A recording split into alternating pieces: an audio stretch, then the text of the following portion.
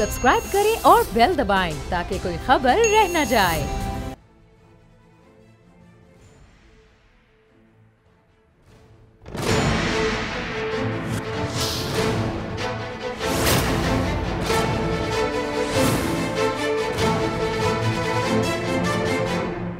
अस्सलामुअलैकुम, मैं हूं नूरुल आरफीन सिद्दीकी और आप देख रहे हैं मेरी जंग। मुबारक हो अहले वतन को। लाजिम है कि आधा किलो मिठाई अपने पैसों से ख़रीद करके और ख़ुद ही खा जाएं। तब्दीली बरदारों को एक और अजीमुश्शान तारीख़ी कामयाबी का मुंह देखना पड़ा है। ये अलग बात कि अहले वतन के लिए इस कामयाबी में कहीं कोई खुशी की झलक और रमक मौजूद हरगिज़ नहीं। पाकिस्तान सलामती काउंसिल के एक इजलास से अपने पड़ोसी नाम नहाद सेकुलर जमहूरिया भारत की मेहरबानियों के सबब बाहर हो गया है। और खुशी की ये खबर आपसे शेयर करते हुए जाहिर है कि मैं भी काम डाउन रहने की अदाकारी फरमा रहा हूँ। ऐन उस वक्त तक जब तक मेरे सामने पाकिस्तान तहरीक इंसाफ के मेहमान या की मेहमान स्क्रीन पर नमूदार नहीं हो जाते। कामयाबियों का ये सफ़र जारी है और न जाने कब तक जारी रहेगा। लेकिन दूसरी जानिब मुशीर कौमी सलामती का एक अहम नौइयत का दौरा, अंकल सैम के देश भारत का एक कामयाब को इन्वर्टेड कॉमाज में ही समझिएगा, ये दौरा तमाम शुद्ध हुआ। इस दौरे में हासिल हुसूल क्या हुआ ये तो रावी ही जानता है, और रावी इस वक्त चनाब के बराबर में बह रहा है। लेकिन अहम बात यह है या ग्राउंड रियलिटी ये है कि वज़ीर आज़म हाउस का वो अल्लाह मारा फ़ोन, जिस पर शायद कभी किसी का कोई इंपॉर्टेंट टेलीफोन कॉल आनी थी, अब तक खामोश है। एक फ़ोन का सवाल है बाबा, लेकिन जो बाइडन ने फ़ोन नहीं किया। यह अलग बात कि ऐन उस वक्त के जहाज़ पाकिस्तान की फ़ज़ाई हदूद में जब दाखिल हुआ तो वहीं से एक प्रेस रिलीज जारी कर दी गई कि हमने तो नहीं कहा था, लेकिन आपने कहा था। उन्होंने सुना नहीं। दूसरी जानिब खिसियानी बिल्ली खंबा नोचे के मज़दाक हमारे वज़ीर ख़ारजा, जो उमूमन अपोजिशन को लताड़ने का काम अंजाम दिया करते हैं, पाकिस्तान सिफारतकारी के मैदान में तो जब टाइम मिलेगा कुछ कर लेगा, खैर हो गई। अभी तो नवाज़ शरीफ और आसिफ अली जरदारी उनको बुरा भला कहना है, इमरान खान की तारीफ़ें करनी है। वज़ीर ख़ारजा ने अमरीका बहादुर को एक ट्वीट के ज़रिए या एक बयान के ज़रिए नसीहत देने की कोशिश की है अंकल सैम को। उन्होंने कहा है कि पाकिस्तान को करार वाकई अहमियत दी जाए। सवाल यह है कि अहमियत ऐसे ही दे दी जाती है फ़ी सबीलिल्लाह, या उसके लिए आपको कुछ करके दिखाना होता है, या लीडरों का भी इस हवाले से कोई एक काम होता है? ये पूछेंगे आज के प्रोग्राम में। लेकिन खुशी की खबर आपको देता चलूं, कोरोना वैक्सीन के नाम पर वफाक की भी दिहाड़ी लग गई है। Asian Development Bank $50 crore vaccine program के लिए पाकिस्तान को देने जा रहा है। 40 लाख वैक्सीन की खुराक और सिरिंजेस हासिल की जाएंगी। लेकिन हम खैर से एटमी कुव्वत हैं। सिंध में टोपी ड्रामे की सियासत, इसकी टोपी उसके सर और उसकी वाली तेरे सर, तेरी वाली मेरे सर और मेरी वाली फिर मेरे ही सर, उरूज पर है। थानेदार को हवलदार और हवलदार को थानेदार बना करके काफी खुश नजर आ रहे थे सिंध के हाकिम आला। बिलावल भुट्टो साहब फरमा रहे हैं कि तब्दीलियां अवामी बल्कि हकीकी अवामी हुकूमत होने की मजहर हैं।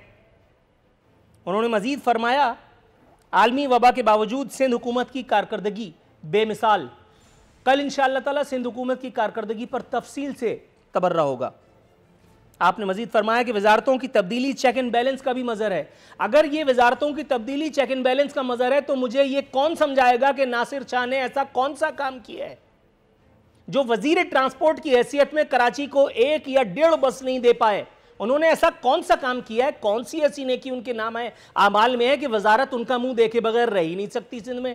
ये पूछेंगे हमारे आज के मेहमान से। दरियासना सिंध वालों के लिए भी, यह सिंध सरकार के लिए एक अहम खबर, बल्कि अच्छी खबर यह है कि यहाँ भी दिहाड़ी का इंतजाम हो गया है।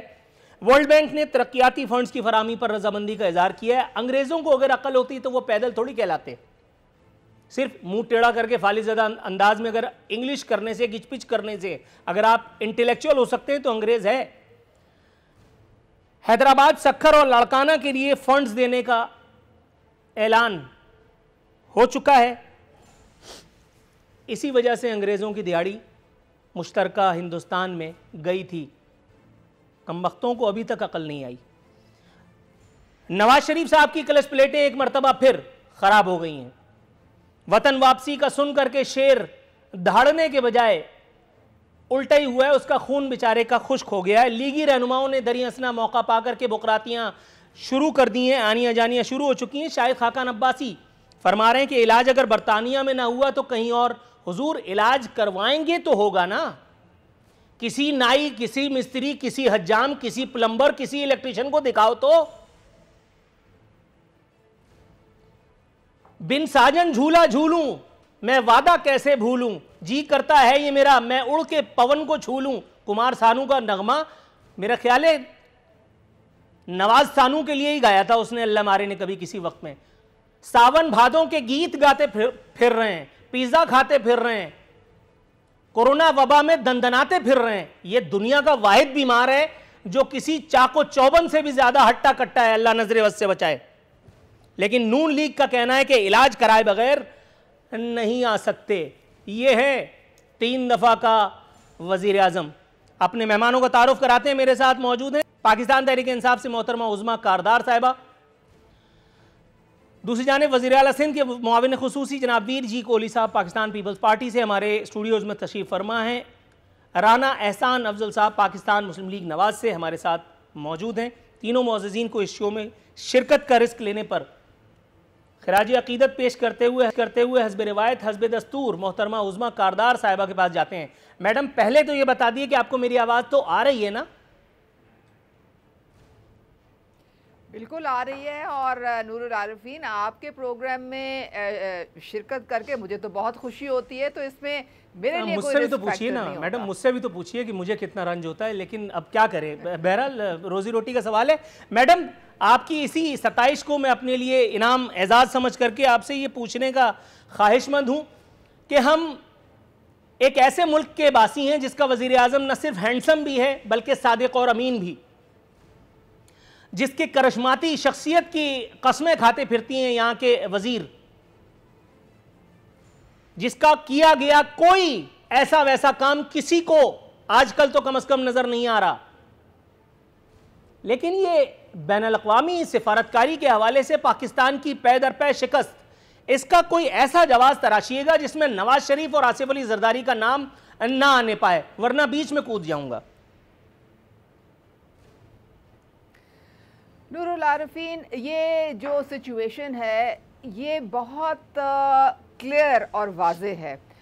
पिछली दहाइयों में हमारे मुल्क की जो एक नेशनल इंटरेस्ट है हमेशा उसको कॉम्प्रोमाइज़ किया गया, और जो बाकी दुनिया की ताकतवर ममालिक हैं, हमने चूँकि हम एक गदागरी में बड़ा हम महारत रखते हैं और हम एक कशकोल लेके पूरी दुनिया में फिरते रहते थे, तो जो फिरते रहते थे नहीं, फिरते रहते हैं थे, हमको मानो हम मानने पड़ते थे। अच्छा चले हैं भी, क्योंकि वो अब जाहिर है कि इतना जब शिकंजे में आप आ जाते हैं तो उससे निकलना थोड़ा उसमें टाइम लगता है। अब आप जब भिखारी बन के निकलते हैं तो जो अगलों के जो हुक्म आपके ऊपर सादिर होते हैं उनको भी आंखें बंद करके आपको तस्लीम करना पड़ता है। लेकिन अब पहली दफ़ा है जो आपके प्राइम मिनिस्टर, जिनकी अभी आपने बात की, उन्होंने आंखें दिखाई और अपने नेशनल इंटरेस्ट को सबसे आगे रखा, और जब उन्होंने कहा कि हमें बेसिस दें पाकिस्तान में, क्योंकि अब मैडम कथा कलामी की गुंजाइश निकालते हुए अमेरिका ने बेसिस मांगे ही नहीं थे। मैडम ये बहुत हो चुका, काइंडली जो बाइडन पे इल्जाम मत लगाइए। मैं वो बेचारा मतलब उसका पीठ पीछा है, क्यों बिलावजह दुरोगोई से काम लेना। उस अल्लाह मारे ने खुदा की कसम नहीं मांगे थे बेसिस, ये सिर्फ पीटीआई वाले प्रोपेगेंडा कर रहे हैं और मनचाहे एंकर्स इसको जो है ना फी सबिलिल्लाह आगे बढ़ा रहे हैं। आपने वो जो एक इंटरव्यू तो देखा होगा जिसमें पूछा गया था ये सवाल प्राइम मिनिस्टर से, तो उन्होंने एब्सोल्युटली वो एक सहाफी ने पूछा था, जो बाइडन ने नहीं। जो बाइडन के चपरासी का चपरासी अगर मिस कॉल दे दे तो बहुत कुछ हो सकता है। मतलब आप छोड़ दीजिए, आप मुझे ये मत बताइए कि हम रातों रात सुपर पावर हो चुके हैं। देखें एक आपका पैगाम तो एक चला जाता है ना, ठीक है, आपकी जो एक प्राइम मिनिस्टर के मुंह से जब कुछ निकलता है उसका पैगाम वाजे तौर पे पहुंच जाता है, तो जाहिर है जिन्होंने पूछना भी होगा वो बैकफुट पे आ जाएंगे। देखिए हमने पहले बहुत सारी प्रॉक्सी वॉर्स में हम शामिल हो गए और उसकी वजह से 70,000 जानों का नजराना हमें देना पड़ा। बिल्कुल ठीक है मैडम, लेकिन मैं ये पूछ रहा था कि हमारी सिफारतकारी सिर्फ और सिर्फ एब्सोल्युटली नॉट, और उसके बाद वो टेलीफोन की घंटी बजवाने के लिए क्यों उसके गिर्द क्यों घूम रही है? वजीर खारजा अमेरिका को नसीहत कर रहे हैं, अमेरिका लिफ्ट नहीं दे रहा, इस बारे में जरा कुछ लबकुशाई अगर आप फरमाएं। देखें अफगानिस्तान पीस प्रोसेस में पाकिस्तान का कलीदी किरदार रहा है। दोहा के मुज़ाकरात में अफगान की जो हुकूमत थी और जो तालिबान हैं उनके दरमियान में जो हमने इनको बैठ के उनके मुज़ाकरात करवाए, हमारा उसमें बड़ा रोल था। अब अगर ये समझते हैं कि तालिबान जो हैं उनको बिल्कुल आप फारिग कर सकते हैं, वो तो हो नहीं रहा। जो पाकिस्तान ये कहता है कि जंग किसी चीज़ का कोई इलाज नहीं है, आपको डायलॉग करना पड़ेगा। जो अफगानिस्तान के अवाम का मैंडेट है वो जिसको लाना चाहते हैं, अफगानिस्तान की हुकूमत बनवाना चाहते हैं, उसकी बनेगी और पाकिस्तान इसमें जो है उनकी मदद करेगा, अमेरिका की भी मदद करेगा, उसमें अफगानिस्तान की भी मदद करेगा। अब जो अफगानिस्तान में बैठे हुए इस वक्त हुकूमत में वो सारी ये गलत फहमियाँ पैदा कर रहे हैं और वो एक यूनाइटेड नेशन सिक्योरिटी काउंसिल में उन्होंने लॉबिंग करके हमारे खिलाफ एक बयानिया जो है, गोया आप चौरंगी घूम करके ही मेरी बात से इत्तेफाक कर गई कि अफगानिस्तान जैसा पिद्दी मुल्क, बल्कि चैपिद्दी का शोरबा मुल्क, उसने डिप्लोमेटिक यानी सर्कल्स में लॉबिंग करके हमें शिकस्त फाश दे दी। मोहतरमा मैं आपसे यही सुनना चाह रहा था, थोड़ा सा आप तवक्कुफ कीजिएगा, मैं आपकी तरफ काउंटर तो कर रहे हैं, बिल्कुल मैं आपकी तरफ आता हूं, हम उसको काउंटर तो कर रहे हैं, मैं आपकी तरफ आता हूं मैडम, मैं आपकी तरफ हमारा बयानिया आज बयान भी मैडम दूसरे मेहमानों को भी बहुत दूर से बुलाया, फ्यूल जला के आए बेचारे, वज़ीर आला सिंध के मुआविन खुसूसी हैं, फुल मिनिस्टर थे, थोड़ा सा तवक्कुफ अगर आप करें तो मैं इनसे भी जरा दिल पिशौरी कर लूँ। सर वीर जी कोहली साहब कैसे हैं सर आप? अल्लाह का शुक्र। सर पूछना ये था कि मैडम जो बता रही हैं कि अफगानिस्तान में पाकिस्तान का जितना इम्पोर्टेंट रोल है ये तो सभी जानते हैं, इससे तो सरफ नज़र आप कर ही नहीं सकते। उस इम्पोर्टेंट रोल के होते भी अगर अमेरिका नो लिफ्ट का बोर्ड लगा करके हमारे वज़ीर आज़म को टेलीफोन नहीं करता, हमारे मुशीर कौमी सलामती बाकायदा एक अहम दौरे पर जाते हैं, जाहिर है कि सबकी मर्जी और मंशा से ये काम हुआ, अचानक बगैर बताए तो जा नहीं सकते, उसके बावजूद उनकी वहाँ पर कोशिश सिर्फ ये है कि यहाँ कम से कम इस्लामाबाद में फ़ोन की घंटी बज जाए। सर लेकिन घंटी नहीं बजी, ये सुनकर के आपकी घंटी बजती है? नहीं, बहुत शुक्रिया नूर आफरीन साहब। सबसे पहले तो आप जिस तरह के मुश्किल सवाल करते हैं और फिर यहाँ पाकिस्तान का भी मौजूदा जो 2 साल के हालात हैं, आज भी सुबह सुबह हम रास्ते में आ रहे थे तो पता चला कि 2 सहाफ़ी वहाँ से भी लाहौर से गिरफ़्तार हुए हैं या अगवा हुए हैं। तो आप हमारे दोस्त हैं और बहुत प्यारे और सच्ची अल्फाज बोलते हैं, तो बस फ़िक्र आपकी रहती है, बस अल्लाह आपको हिफाजत से रखे और सलामत रखे। देखें मैं ये समझता हूँ कि जो इंटरनेशनल कम्युनिटी है, चाहे वो सुपर पावर ममालिक हों, UN हो वगैरह वगैरह, जो भी जो बैनुल-अक़वामी इदारे हैं या बैनुल-अक़वामी लेवल के जो लीडरान हैं, वो लोगों को देखते हैं, उनकी बात को परखते हैं, उनकी पॉलिसी को देखते हैं, उनकी पॉलिसी को देखते हुए देखते हैं वो कितने ज़िम्मेदार हैं और कितने ज़िम्मेदाराना अपना रोल प्ले करते हैं, स्टेटमेंट जारी करते हैं। एक मुल्क का वज़ीर आज़म जिस तरह के बयानात देता है तो फिर इंटरनेशनल कम्युनिटी जो है वो उसको उस लेवल पर जाकर सीरियस लेगी कि नहीं लेगी।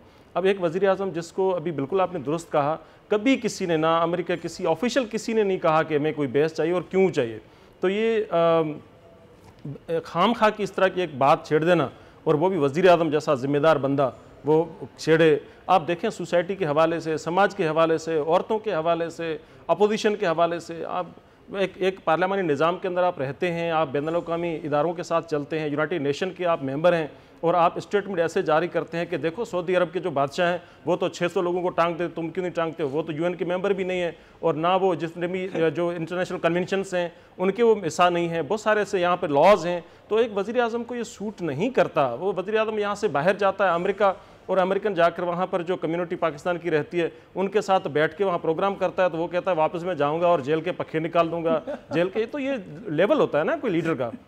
मैं ये समझता हूँ कि जिस लेवल का लीडर होता है, जिस लेवल की वो ज़बान और जिस लेवल की वो पॉलिसी इख्तियार करता है, दुनिया उसी तरह का रिस्पॉन्स देती है। अभी आप देखें ना जो हुकूमत में नहीं है लोग उनसे जाकर मिल रहे हैं। अब बिलावल भुट्टो साहब इस वक्त प्राइम मिनिस्टर नहीं है लेकिन लोग उनसे मिलते हैं, नवाज शरीफ इस वक्त प्राइम मिनिस्टर नहीं है लेकिन लोग उनसे मिलते हैं।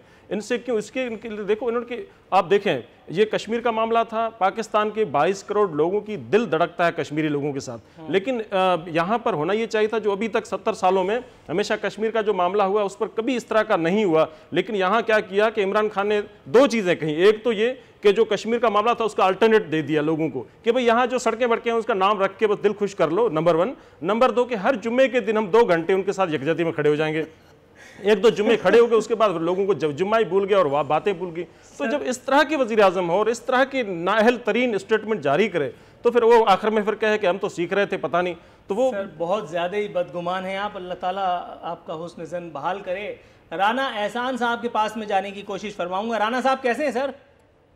बहुत शुक्रिया जी, बिल्कुल ठीक ठाक। राना साहब, सर वज़ीर आज़म हाउस का फ़ोन बदस्तूर खामोश है, लेकिन इससे आगे बढ़ कर के अमेरिका बहादुर को की जाने वाली ये नसीहत किस हद तक कारगर साबित होगी? वज़ीर ख़ारिजा ने जो कोशिश की है पाकिस्तान की अहमियत को तस्लीम फरमाने के लिए, करवाने के लिए, सिर्फ एक बयान का दाग देना काफ़ी रहेगा?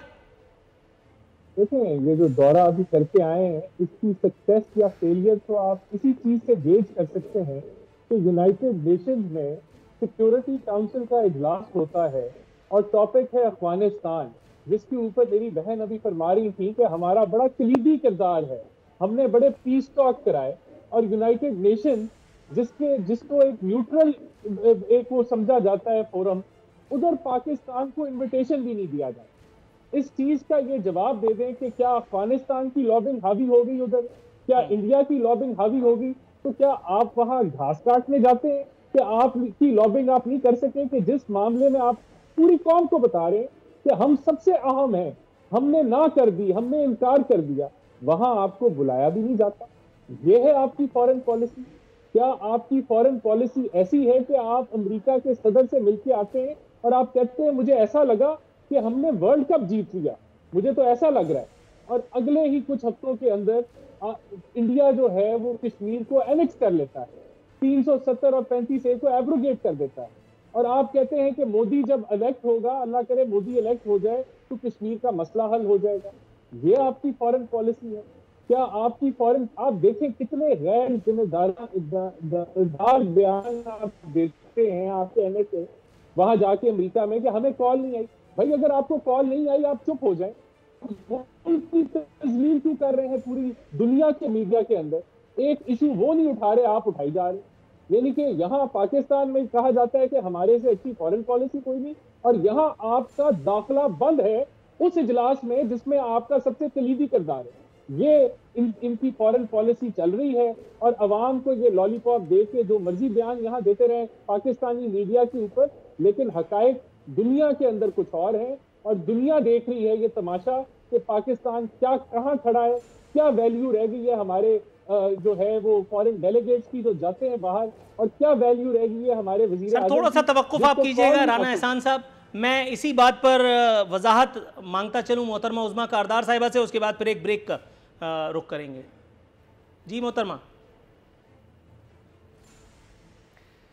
मैं तो इनकी मजाक खेज बातें सुन के परेशान क्या है, मतलब मुझे तो बड़ी हंसी आ रही है। वो कह रहे हैं कि जी बाहर जाते हैं तो वो लोग बिलावल से मिलते हैं और नवाज शरीफ से मिलते हैं। बिलावल भागे भागे करने क्या गए थे, किस कैपेसिटी में गए थे और क्या कहने गए थे कि आए जी मैं आपको यहाँ एंटरटेन करता हूँ, मैं आपके पाँव पड़ूंगा? और क्या नवाज शरीफ को तो उन्होंने एक्सटेंशन देने से इनकार कर दिया है, उनको तो अपनी लेने के देने पड़ गए वहाँ पे बाहर, अपनी वो नेक नामी करा रहे हैं, अपनी वो रोड को इज्जत दिलवा रहे हैं बैठ के, जहाँ से अब उनको निकलना पड़ेगा और कहीं अब उनको और जाके तो अपने आप को असाइलम लेना पड़ेगा। इतनी उनमें हिम्मत नहीं है कि वो पाकिस्तान वापस आ जाएं और आके तो अपने आप को क्लियर कराएं। कन्विक्टेड ये लोग हैं सारे, इनके ऊपर ये अरबों रुपए की करप्शन के केसेस हैं और ये कहते हैं कि जी हमारे मुतालिक बात ना करें। प्राइम मिनिस्टर इमरान खान अपने जाती किसी गर्ज के लिए तो नहीं बैठा, लेकिन वो पाकिस्तान को बेचने का कभी नहीं सोच सकता है। वो उसने एक स्टैंड लिया है, उसने ये स्टैंड लिया है कि हम आपकी मदद करेंगे, हम आपकी अमन के लिए जो भी काविशें हैं उसमें हम आपके साथ शामिल हैं, लेकिन हम अफगानिस्तान पे जासूसी नहीं करेंगे या हम अफगानिस्तान के खिलाफ या स्ट्रेटेजिक इंटरेस्ट की कोई बात नहीं करेंगे। अब ये अगर अमेरिका बहादुर को बात नहीं पसंद आ रही है तो आप लोग पाकिस्तानी हैं, आपको भी एक पाकिस्तानियों के जो नेशनल इंटरेस्ट के साथ खड़ा होना चाहिए। हम दोबारा किसी की जंग का हिस्सा नहीं बन सकते हैं, हम ये अफोर्ड ही नहीं कर सकते हैं। और अगर इन्होंने जाके ये पुरानी जो मर्जी लॉबी करती रहे, अभी जो सीपैक जो हमारा हादसा हुआ है वहां पे भी यूनाइटेड नेशंस ने ही एक करारदाद मंजूर की है जिसमें उन्होंने कहा है कि ये दहशतगर्दी थी जो ये वाकया हुआ, और चाइनीज की और पाकिस्तान दोनों की जो वहां पे बात हुई है वहां पे वो हमारे साथ खड़े थे। Right madam, got your point. यहाँ मुझे ब्रेक की कॉल दी गई है, थोड़ा सा तवक्कुफ कीजिएगा, वापस आते हैं तो कुछ और मौजूआत हैं जिनका अहाता करेंगे।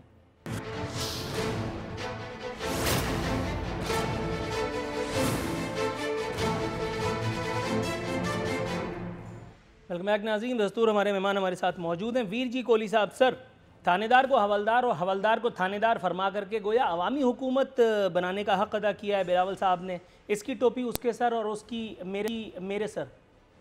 ज़ाहिर है जो लीडर है वो देखता है कि कहाँ पर कौन सी पोजीशन चेंज करने की ज़रूरत है, तो ज़ाहिर है उसने वो ज़रूरत महसूस करके चीज़ों को चेंज किया है।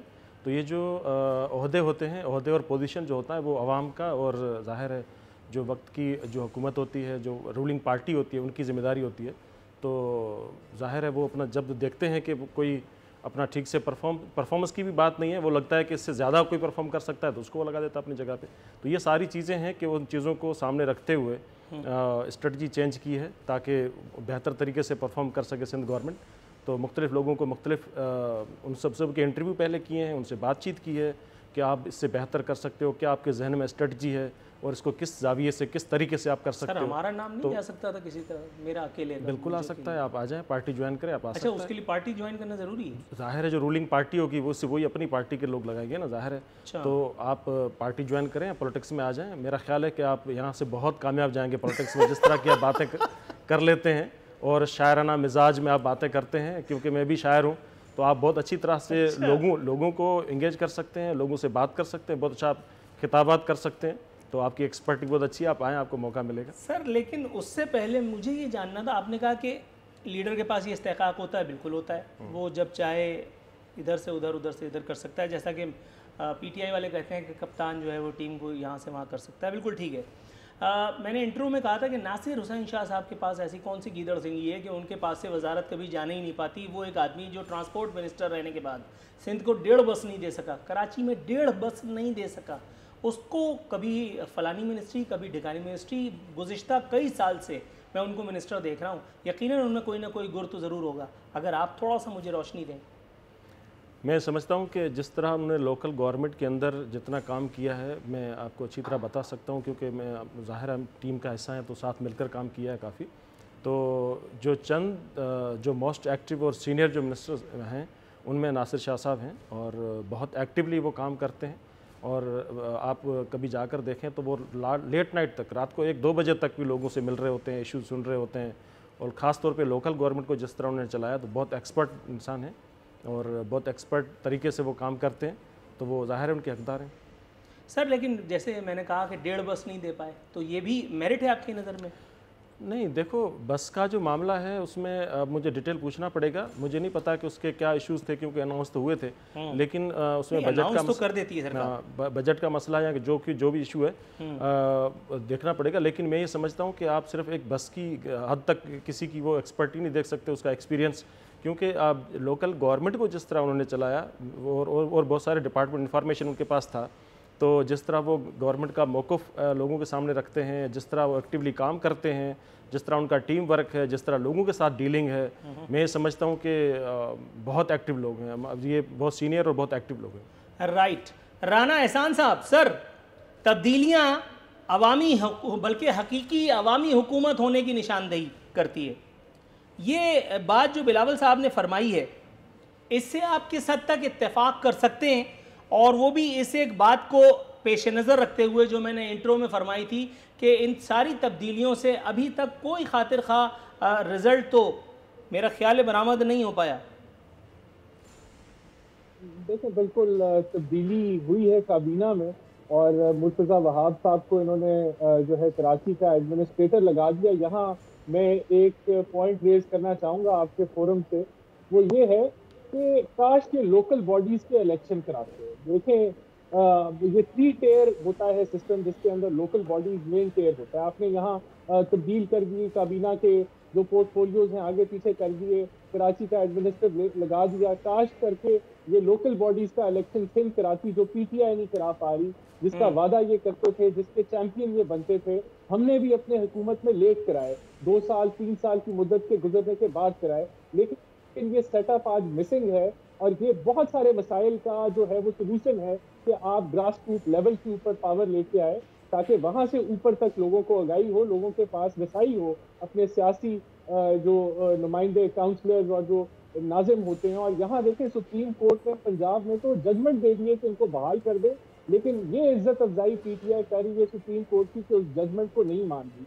मैं समझता हूँ कि अगर तब्दीली लानी है, जो बंदा एक पोर्टफोलियो पे सही काम नहीं कर सका, उसको आप दूसरा भी दे देंगे, वो वहां भी परफॉर्म नहीं बेकार ही रहेगा। बिल्कुल ठीक है, बिल्कुल ठीक है, लॉजिकली आप बिल्कुल दुरुस्त फरमा रहे हैं। मोहतरमा उज़्मा कारदार साहिबा, एक फुल टॉस आपकी नज़र करता हूँ। वर्ल्ड बैंक तरक्याती फंड्स की फराहमी पर राज़ी हुआ है।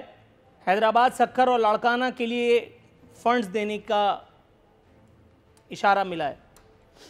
वायसराय ने इस पर सर तस्लीम खम करते हुए बाकायदा खुशी का इजहार भी किया है। मैडम, ये खबर वैसे है तो खुशी की ही, आप समझ तो गई होंगी किस लिए खुशी की खबर होगी ये?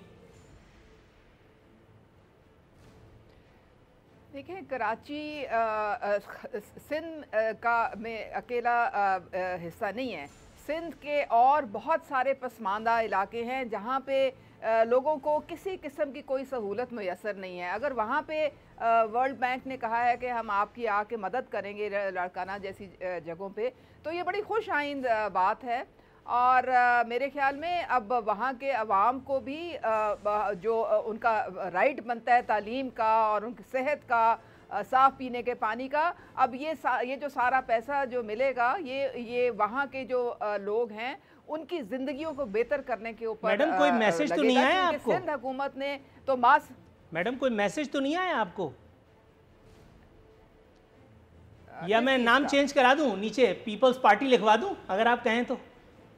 ये फुल टॉस का हशर किया आपने? नहीं, लेकिन ये मतलब कोई खुदा का खौफ करें यार। अगर आपके ख्याल में आपके ख्याल में अभी तक वायसराय सिंध और बिलावल भुट्टो इसी इंतजार में थे कि जब तक वर्ल्ड बैंक ये पैसे नहीं देगा तब तक सिंध वालों को, कराची वालों को तरक्की नहीं देंगे? मैडम, मतलब क्या हुआ है? खैरियत तो है? अगर तो नहीं, मेरी बात जरा सुने। अगर तो ये वर्ल्ड बैंक ने जो लोन देना है ये फेडरल गवर्नमेंट के थ्रू आता है, मैं उसकी बात कर रही हूँ। अगर तो ये फेडरल गवर्नमेंट के थ्रू होगा तो फिर तो आवाम को फायदा होगा। लेकिन अगर ये प्रोविंशियल गवर्नमेंट को उन्होंने वादा किया है, अगर ये प्रोविंशियल गवर्नमेंट को उन्होंने कहा है, तो फिर तो अल्लाह ही हाफिज है। फिर तो मेरे से वाकई माजरत मैं करना हमेशा देर कर देता हूँ मैं। मुनीर न्याजी ने कहा था मैडम थोड़ा सा तवक्कुफ कीजिएगा। मेरे ज़हन में हो जाता है, कोई बात नहीं, कोई बात नहीं। मतलब शाहिद आफरीदी भी कभी सिफर पे आउट होता है, गलती से सच निकल आता है कभी कभार। थोड़ा सा तवक्कुफ कीजिएगा। नहीं, बिल्कुल आप सही कह रहे हैं, बिल्कुल सही कह रहे हैं कि अगर ये बिलावल के हाथ में जा रहा है सीधा, तो फिर अल्लाह ही हाफिज है। मेरी गर्दन क्यों मार रही है बिलावल? कुछ नहीं मिलना, थोड़ा सा वेट कीजिएगा जी। वीर जी कोहली साहब, सर बिलावल साहब ने कहा है कि मैं समझ रही थी कि ये वर्ल्ड बैंक का जो लोन है, गलतियां मैडम, गलतियां बहुत हैं। मैं तो शुक्र मनाइए हर प्रोग्राम में बताता रहता हूँ, तो आप लोग मानते नहीं है। थोड़ा सा वेट कीजिए, मैं आता हूँ। वीर जी कोहली साहब, सर आलमी वबा के बावजूद सिंध हुकूमत की कारकर्दगी मिसाली, ये कहना है बिलावल भुट्टो जरदारी साहब का। सर कोरोना आया, मॉनिटर करते रहे, उसके बाद फिर आपने बताया कि जी कोरोना जो है वो इस वक्त में सबसे ज़्यादा बढ़ेगा, और एग्जैक्टली वैसे ही हुआ, कोरोना बढ़ गया। मैं शुरू से चिल्ला रहा हूँ, पिछली दफ़ा से मैं चिल्ला रहा हूँ कि कोरोना एक ख़ास मुद्दत में बढ़ता है, उसके बाद उसके टेम्परेचर को कम कर दिया जाता है। एग्जैक्टली ऐसे ही हुआ। कोरोना का टेम्परेचर आज भी हाई है, लेकिन नासिर हुसैन शाह साहब और वायसराय सिंध आज ऑन रिकॉर्ड हैं कि उन्होंने टेम्परेचर बिल्कुल लो करके दिखा दिया है। दोनों हजरात ने फरमाया कि कोरोना में कमी खुशाइंद है, जबकि कोरोना में कोई कमी नहीं है। अस्पताल लोगों को वसूल नहीं कर रहे हैं। सिंध हुकूमत, वजारत सेहत, विफाकी वजारत सेहत भी और सूबाई वजारत सेहत मुकम्मल तौर पर नाकाम साबित हुई है। देखें नूर अरफीन, इसका अंदाज़ा कहाँ से लगाएंगे आप? देखो, एक वक्त था, आप 10 दिन पुरानी आप बात देख लें तो 40, 42, 70, 80 लोग खुदा न खास्ता जिस तरह वो जा रहे थे तो वो फिगर बढ़ रही थी, दिन ब दिन बढ़ रही थी। अंदाज़ा वहाँ से होता है ना कि आज का जो है जो पिछले 24 घंटों का वो कोई पता नहीं 13 या 15 है। तो अब ये जो एक तो ये और दूसरा कि कितने एक्टिव केसेस हैं, उस वक्त एक्टिव कितने केसेस थे, आज एक्टिव केसेस कितने हैं। तो जो फिगर गिरता है नीचे तो वहाँ से अंदाज़ा होता है ना, कोई ऐसा तो नहीं कि बंदा खुद से बैठ के कोई आइडिया लगा ले। तो वहीं से एक तो केसेस का बढ़ना और दूसरा कि अमवात जो बढ़ रही थी तो उस वहाँ से जो दिन ब दिन रेशो बढ़ रहा था वहाँ से आइडिया हो रहा था कि चीज़ें, और दूसरा वो कराची शहर में बहुत ज़्यादा हो रहा था, यहाँ शहरी इलाकों में ज़्यादा हो रहा था, हैदराबाद में भी बाकी शहरों में। तो ये जो लॉकडाउन होता है उसमें मूवमेंट कम हो जाता है लोगों का आना जाना शहरों में, क्योंकि ये सिंध का कैपिटल है। तो सिंध का जो कैपिटल है उसमें सिंध भर से लोग आते हैं, मुख्तलिफ एरियाज से, सक्कर से लेकर थरपारकर से लेकर मुख्तलिफ एरियाज से। तो वहाँ से जो लोग आना जाना जो 10-15 दिन बंद होता है, एक दफ़ा बंदा यहाँ से आया और यहाँ से अगर खुदा न खास्ता कोरोना लेकर जिस गांव में जाएगा वहाँ जाकर पूरे गांव को अफेक्ट कर सकता है। तो ये जो चीज़ें इसको यहाँ से आप आइडिया करें वहाँ से, और ये फिगर जो है ना वो ये ऑनलाइन फिगर है, आप कहीं भी नेट पर बैठ कर देख सकते हैं, जो सिंध भर से मुख्तलिफ डिस्ट्रिक्ट हॉस्पिटल से आता है। में जो बदइंतजामी हो रही है, तमाम अस्पतालों के कर्ता धर्ताओं को, तमाम फिरौनों को बुला करके वायसराय हाउस में बिठा करके उनके साथ खिताब फरमाया गया। उसके बाद फिर कोरोना का टेम्परेचर बढ़ गया। ठीक है, मैं इस पे शक का इजहार नहीं कर रहा। ठीक है, कोरोना बढ़ रहा था, आज भी बढ़ रहा है। मैं इस वक्त जब आया हूँ मुझे गाड़ी में बैठते हुए पता चला मेरे ससुराल में एक अहम विकेट जो है वो डाउन हो गई, अल्लाह उनकी मग़फ़िरत करे। इधर उधर जब जिससे मालूम करता हूँ पता चलता है कि वाकई कुछ मामलात हैं। आज वायसराय ने बयान दाग दिया कोरोना कम हो रहा है। ये कैसे, कहाँ कम हो रहा है? मैंने आपको बताया ना कि आप रेशो देखें, ऑनलाइन जो आ रहा होता है सारा ऑनलाइन सिस्टम है, तो आप नेट में चेक कर सकते हैं। जो डिस्ट्रिक्ट हॉस्पिटल्स हैं वो सारा अपडेट करते हैं उसमें इंटरनेट पे। तो उसमें यह है कि एक तो जो एक्टिव केसेस है उसका रेशो कम हुआ है पिछले 10 दिन में, बहुत कम हुआ है। लॉकडाउन, और दूसरा आपको पता है सर, लॉकडाउन के नाम पे जिस अजियत से कराची वालों को दो चार किया गया, करोड़ों रुपए का रोजाना भत्ता पुलिस ले रही है। जिसकी चाहते हैं दुकानें बंद कर देते हैं। वायसराय सिंध लोगों के मसीहा साबित हो या ना हो, कराची या सिंध पुलिस के गॉडफादर जरूर साबित हुए हैं। कराची पुलिस इनको तादेर याद रखेगी। करोड़ों रुपए का भत्ता कराची वालों से लिया जा रहा है, जिसकी दुकान चाहे सील कर दें और उसके बाद थाने बुला करके उसकी बाकायदा सेटिंग होती है। ये कोई ढकी छुपी बात नहीं है। मुझे नहीं पता किससे बता और किसने लिया है, लेकिन ये मैं आपको बताऊं कि सिंध गवर्नमेंट का ये मौक़िफ़ था जब कैबिनेट मीटिंग हुई तो उसमें तमाम जो सिंध के जो लॉ इन्फोर्समेंट इदारों के हेड हैं उसमें सारे ऑन बोर्ड थे, और जो टास्क बना हुआ उसमें सबकी सजेशन ये थी कि इंसानी ज़िंदगी जो है ना वो सबसे अहम तर है। तो उसका मुतबादल और कोई नहीं है कि ज़ाहिर है लोगों को परेशानी होगी, कारोबार बंद होगा, लेकिन सिंध गवर्नमेंट नहीं चाहेगी, कोई भी गवर्नमेंट नहीं चाहेगी कि अपने जो शहरी हैं उनको परेशान करें या कारोबारी लोग हैं उनको परेशान करें, कोई नहीं चाहेगा। लेकिन दो आपके पास रास्ते हो, एक तरफ ज़िंदगी और मौत का मसला और दूसरे तरफ कारोबार हो, तो हम ज़िंदगी को तरजीह देंगे ना। तो जब ज़िंदगी को तरजीह देते हैं तो बाकी मसले होते हैं। तो मैं जब आई नो कि लोग आने जाने में परेशानी होती है, कारोबार में नुकसान होता है, और जो मुल्क को रेवेन्यू जनरेट होता है उसमें नुकसान होता है, सारा कुछ होता है, लेकिन जो इंसानी ज़िंदगी होती है वो सबसे पहले है, तो उसको सामने रखते हुए फैसला किया जाता है। Right sir, got your point. नाज़रीन, यहाँ वक्त हुआ प्रोग्राम में एक मुख्तसर से कमर्शियल करने का।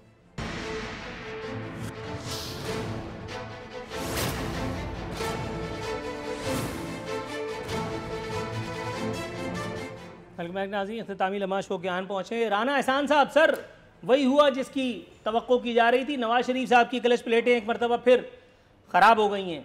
सर ये विद ऑल ड्यू रिस्पेक्ट कैसा शेर है कि वतन वापसी का नाम सुन करके जिसका खून खुश्क हो जाता है। अब आप ये हरगिज़ नहीं कहिएगा कि नवाज शरीफ साहब अपनी बीमार बीवी को छोड़ करके और गिरफ्तारी देने के लिए आए थे, क्योंकि सर फिर FIR बहुत तवील हो जाएगी। आप कुछ फरमाना चाहेंगे?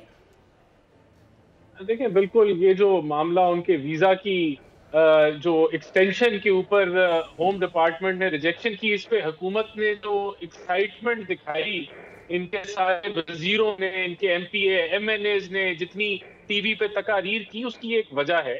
वो वजह ये है कि ये अवाम को ये तो नहीं बता सकते कि $5 जो है वो फी बैरल तेल इंटरनेशनल मार्केट में सस्ता हुआ और यहाँ 7 से 8 रुपए इन्होंने महंगा कर दिया। उसकी क्या वजूहात है ये नहीं बता सकते कि इनके जो वादे थे। नवाज शरीफ साहब ने तेल के ड्रम लेके आने थे क्या? नवाज शरीफ से तेल का क्या मसला है?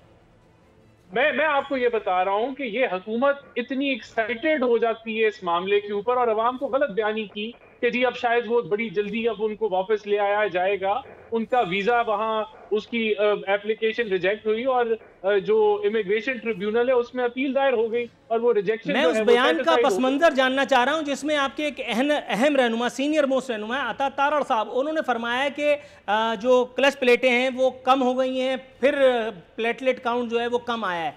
सर ये प्लेटलेट अल्लाह मारा सिर्फ उसी वक्त क्यों ऊपर नीचे होता है जब नवाज शरीफ साहब को यहां से बाहर जाना होता है या वहां से उनको पाकिस्तान लाने की बात होती है? उससे पहले तक तो बिन साजन झूला झूलूं मैं वादा कैसे भूलूं। बिल्कुल आपने सही सवाल पूछा और ये सवाल आपको पंजाब हुकूमत और फेडरल हुकूमत जिसके मुख्तलिफ बोर्ड्स ने बार-बार सर आप मुझे you took me very wrong. आपको अगर ये लग रहा है कि आप डॉक्टर फैसल सुल्तान और मोहतरमा यास्मीन राशिद के कंधे पे रख के बच निकल जाएंगे, मैं उनको तो बाद में लपेटूंगा, पहले मैं आपसे भिड़ जाऊंगा। जनाब मन नवाज शरीफ साहब का ट्रैक रिकॉर्ड है, वो हमेशा अपने हामियों को बीच मझदार में छोड़ करके फरार हुए हैं। जनरल मुशर्रफ का दौर हो, डॉक्यूमेंट साइन किया, चंपत हो गए, और उसके बाद यहां आप लोग झूठ बोलते रहे कि कोई डॉक्यूमेंट साइन नहीं किया। फिर जनरल मुशर्रफ उसको बेचारे को तकलीफ उठानी पड़ी और उसने वो डॉक्यूमेंट साइन करके आपको शर्मिंदा करने की नाकाम कोशिश की। और एक मरतबा फिर यहां पे भी इस दौर में भी एनआरओ के लिए आपको मेडिकल ग्राउंड्स का सहारा लेना पड़ा, जिसमें यकीनन फैसल सुल्तान और मोहतरमा यास्मीन राशिद की मुआवनत आपको हासिल रही। अब फरमाइए। देखें, और ये वही नवाज शरीफ हैं जो अब आप कहेंगे, जो आपने बात की कि जिसको सजा हो गई पाकिस्तान में और वो वापस आए, और ये वही नवाज शरीफ हैं जो मुशर्रफ के दौर में बार बार पाकिस्तान आते थे और उनको फिर जहाज समेत वापस भेज दिया जाता था और वो फिर आते थे। और ये वही नवाज शरीफ हैं जिन्होंने इस मुल्क की डायरेक्शन को बार बार जो है वो सही निशाने की तरफ ले जाने की कोशिश की। और ये वही फैमिली है कि जिसके शहबाज शरीफ जब लंदन में बैठे थे तो कहा गया ये भाग गया, वापस नहीं आएगा, और जब ये वापस आए तो पूरी जो तोपें थी अकाउंटेबिलिटी की उनकी तरफ कर दी गई और कुछ साबित ना कर पाए। तो अल्हम्दुलिल्लाह वो दोबारा वापस आएंगे। और अभी इनकी जो हमारा जो बात हुई है, जिस जो कोर्ट के ऊपर लिख के वो गए हैं, जो गारंटी भी दी गई है, उसमें भी यही कहा गया है कि जब उधर के डॉक्टर्स उनको अलाउ करेंगे तो वो आ जाएंगे। बहुत ही सीधे हैं इसके अंदर कोई मतलब लिख के तो अवैध टप्पी भी गया था कि खुदा का खौफ करे। सर शाहिद खाकान अब्बासी कह रहे हैं कि इलाज बरतानिया में नहीं हुआ तो कहीं और कराएंगे। और भाई 1000 मील का फासला तय करने के लिए जरूरी है कि पहला कदम उठाओ। वो तो पार्क में झूला झूल रहे हैं, वो तो पिज्जा खा रहे हैं, इलाज तो करवा ही नहीं रहे। तो इस तरह से तो उनको कभी भी कयामत तक शिफा नहीं मिलेगी। पहले उनको किसी प्लम्बर, किसी मैकेनिक, किसी हकीम, किसी हज्जाम को दिखाएं। तो देखें, बिल्कुल इलाज जारी है और हो रहा है, और मैं समझता हूँ ये बेहतर है कि वो यूके में बैठे हैं और वो हमारी पार्टी को लीड कर रहे हैं, और वो जो है इनके इस हुकूमत का जो है वो खौफ बने हुए हैं। इनको दिन रात नवाज शरीफ का जो है वो बुग़्ज़ में। इससे पहले कि मैं डर जाऊं, आप थोड़ा सा तवक्कुफ कीजिए। जी वीर जी कोहली साहब, सर आपको डर तो नहीं लग रहा नवाज शरीफ साहब खौफ बने हुए हैं हुकूमत के लिए? आप तो ठीक है ना? नहीं, मैं देखो जब जरदारी साहब ने एक स्टेटमेंट दी थी, सिर्फ वो वीडियो लिंक पे खिताब कर रहे थे तो पीडीएम के जलसे से मीटिंग से, तो उन्होंने एक स्टेटमेंट दी थी कि भाई नवाज शरीफ को बोले कि आ जाएं, मैं भी जेल में हूँ, तुम भी आ जाओ तो मिलके। तो उसके बाद जो हंगामा बरपा हुआ था, तो मैं ये समझता हूँ कि जो लीडर की ये निशानी नहीं है। जुल्फ़िकार अली भुट्टो साहब को कहा गया था कि तुम कंप्रोमाइज़ कर लो, अपनी जान बचा लो और मुल्क से निकल जाओ, जलावतन हो जाओ। तो उसने कहा था कि मैं इस धरती से पैदा हुआ हूँ, इस धरती में दफन होना पसंद करूँगा। आप मुझे निकाल तो नहीं सकते, लेकिन मैं ऐसी चीख, ऐसी पुकार बनूंगा जो सदियों तक सुनाई देगी। मोहतरमा बेनज़ीर भुट्टो को कहा गया कि तुम यहाँ से चले जाओ, कंप्रोमाइज़ कर लो, हमसे मुआहदा कर लो, तुम इधर चले जाओ। उसके बाद उन्होंने कहा कि नहीं, मैं अपना मुल्क नहीं छोड़ सकती, मैं शहीद भुट्टो की बेटी हूँ। तो यही लीडर का तरीक़ेकार होता है। मैं ये समझता हूँ कि इसी को सामने रखते हुए जरदारी साहब ने कहा था कि तुम आ जाओ, वापस मिल के मुकाबला करते हैं। इस हुकूमत का भी मुकाबला यहाँ बैठ के करेंगे ना, दूर बैठ के क्या मुकाबला करना आपने। तो ये चीज़ है। लेकिन जो नवाज शरीफ का मामला है उसमें यह कि एक तो वो जेल में ज़्यादातर नहीं रह सकते, वो बहुत जल्दी कंप्रोमाइज़ पे आ जाते हैं। और दूसरा, ख़ास तौर पर इस हुकूमत के दौर में ये हुकूमत जो सारे कानून तोड़ के, ना वो आइन को मानते हैं ना कानून को मानते हैं, कानून से बालातर होकर ये कहते हैं कि हालांकि जो जेल का रूल है वहाँ पर जो अपना कैदियों का जो अंदर सिस्टम है, जो कानून है, तो उसके अंदर है कि आप कम से कम जो ग्रेजुएट से ऊपर बंदा है या जो टैक्स वगैरह देता है उसको आप बी क्लास देंगे, यानी कि इज्जत से उसको जेल में रखेंगे।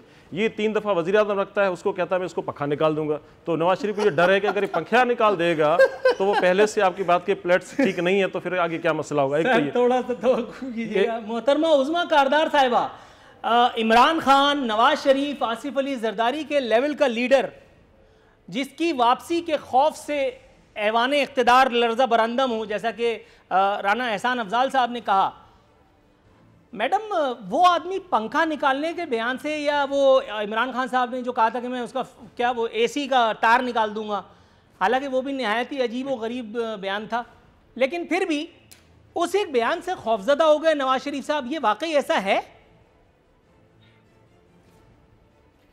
नवाज शरीफ खौफजदा वो अपने उन कारनामों से हैं जिसकी वजह से 3 दफ़ा उनको सुप्रीम कोर्ट ने मुजरिम करार दिया है, और अब वो इस वक्त इश्तिहारी है। खौफजदा वो इस बात से हैं, ये नून लीग के जो लोग आपके मेहमान बैठे, मुझे बड़ी इनसे हमदर्दी है, इनको अब तो समझ आ जानी चाहिए, इनकी अब तो आंखें खुल जानी चाहिए कि नवाज शरीफ की प्लेटलेट्स का रिमोट जो है वो शरीफ खानदान की जेब में है, और ये अपना मुस्तकबिल, सियासी मुस्तकबिल उनसे अब ना जोड़ें और किसी अच्छी जमात में आके ना शिफ्ट हो जाए, क्योंकि इनको मासवाए इस्तेमाल करने के शरीफ खानदान ने और कुछ नहीं किया।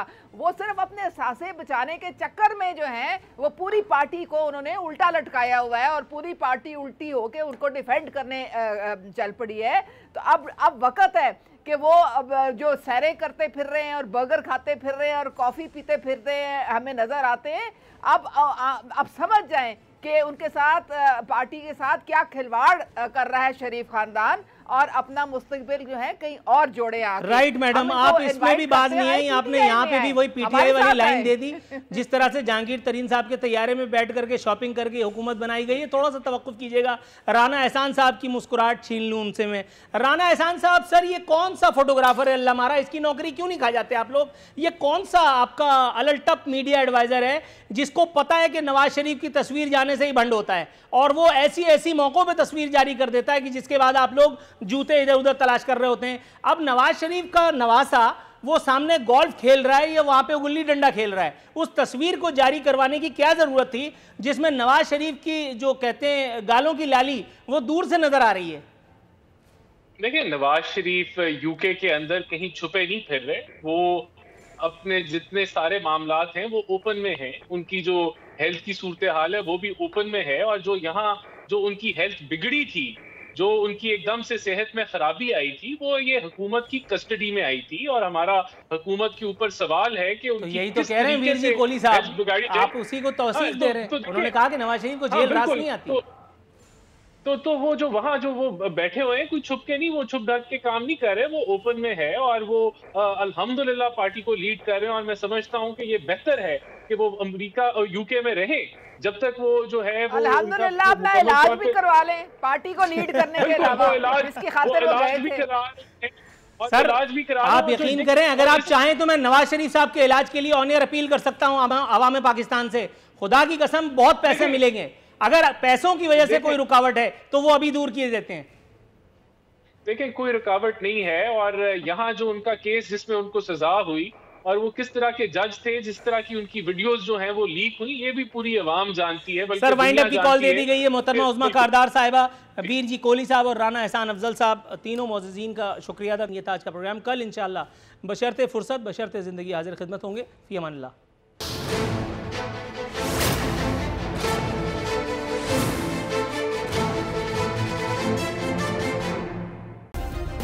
सब्सक्राइब करें और बेल दबाएं ताकि कोई खबर रह न जाए।